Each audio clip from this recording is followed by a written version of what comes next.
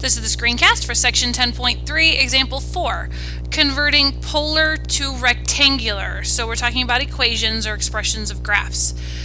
We want to use the polar rectangular conversion formulas. Those are these up here, if you recall from pre-calc, to show that the polar graph of r equals 4 sine theta is a circle. We've already used some of these formulas. The x-coordinate in rectangular is r cosine theta. That's because of a triangle and using trig. Similarly, for y equals r sine theta, the vertical coordinate in rectangular. Pythagorean theorem helps you with the x and the y relating to the r, the distance the point is away from the origin in polar. And then tangent of theta is y over x. That is just standard trig, but still helps us out. So now we're going to show that the polar graph of r equals 4 sine theta is a circle. So right now we don't know that it's a circle. We could graph it and show that it's a circle, but that wouldn't even really prove it. It just looks like one. We're going to prove it mathematically. First, r equals 4 sine theta. Well, my goal is to get this to be an equation in rectangular coordinate or in rectangular expression that is a circle, so that x minus the x coordinate of the center squared plus y minus the y coordinate of the center squared equals radius squared. Well, if I'm thinking about how to get there, I see in my formulas that r squared equals x squared plus y squared. So I want an r squared, but I only have an r. So I'm going to multiply both sides by r, and now I get r squared equals 4r sine theta. So r squared is x squared plus y squared, and then that will equal, now this right side, 4r sine of y, r sine of theta is y. So I can just say that this is 4y.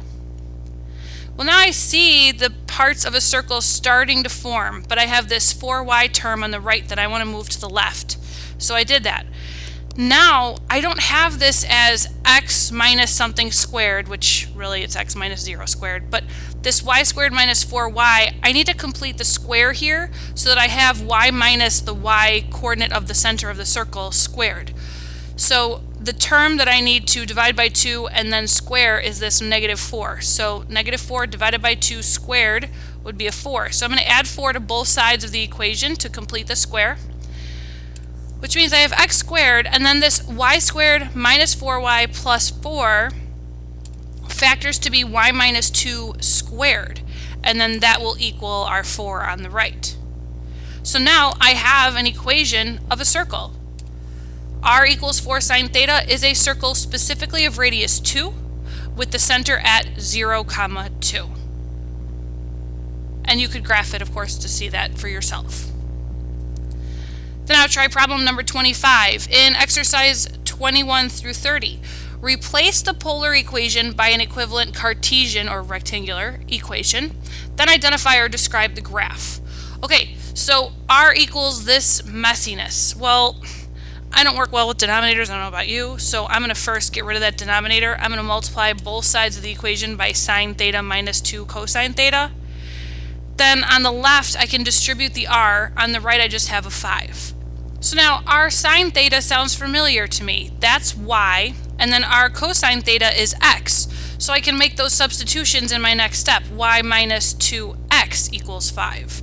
Well, you can see that a linear function, so let's just put the 2x on the other side, and I get a line with slope 2 and y-intercept 0, 5. That was the result of this kind of complicated looking fraction. Just turned out to be a line, linear.